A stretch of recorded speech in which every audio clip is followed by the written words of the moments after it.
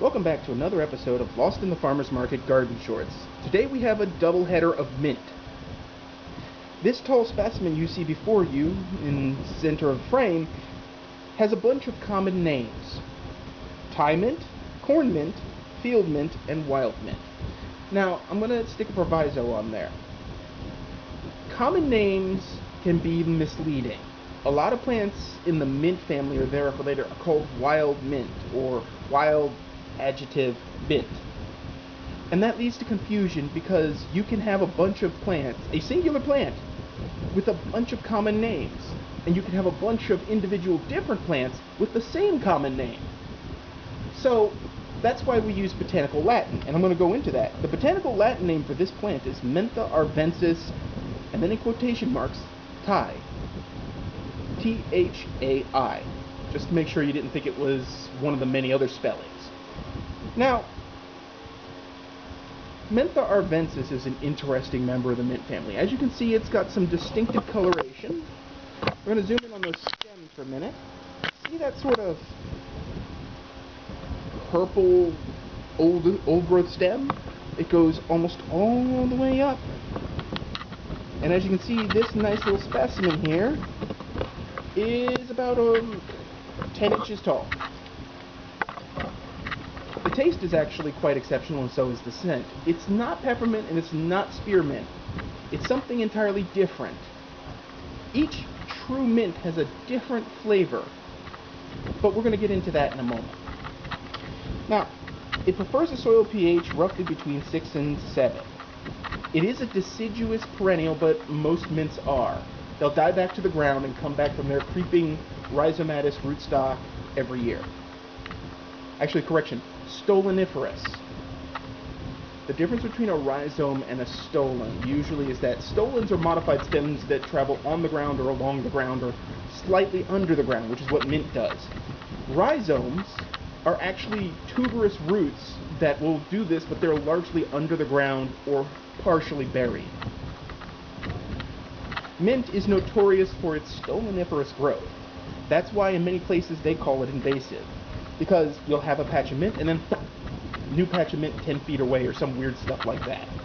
But let's get into this one for a moment. This particular lovely. Now, it prefers USDA zones 5 through 9. Its height can be anywhere from 20 inches to 24 inches, or 2 feet. And its exposure is sun to semi-shade, though in 8A and 9, I probably recommend semi-shade. And if you put it out in full sun, you're going to have to water it more, and you're going to have to enrich the hell out of the soil. In the sandhills, 8A, we have terribly sandy soil. Nutrient just drops right through the soil column, and you have to replenish it every few years. You get used to it after a while, but it's still a pain in the butt. Now our second plant, which I'm going to zoom in on. Oh yeah, you in the green pot there. Don't be shy. That, although not a big specimen, is commonly called chocolate mint.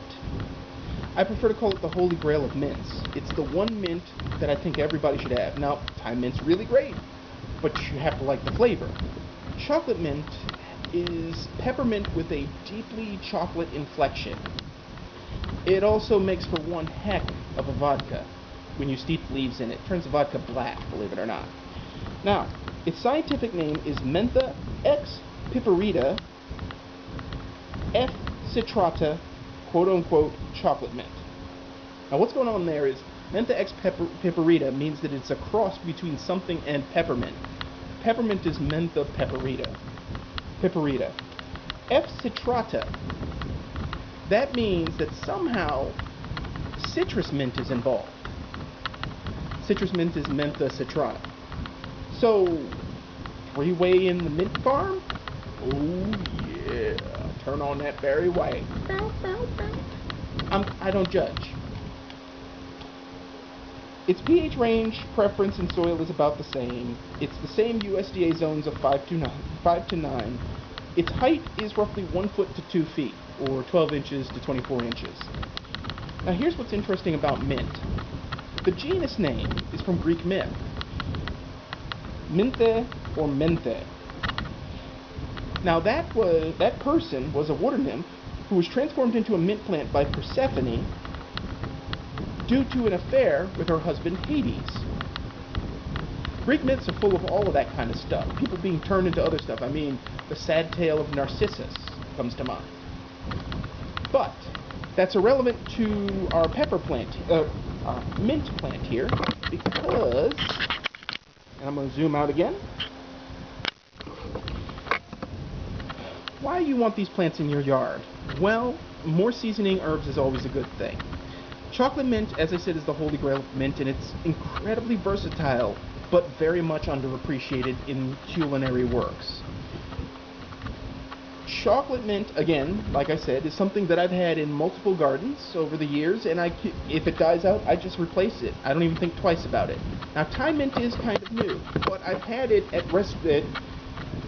Asian eateries before, so I'm familiar with it. Sort of like how Thai basil is a twist on the basil fame.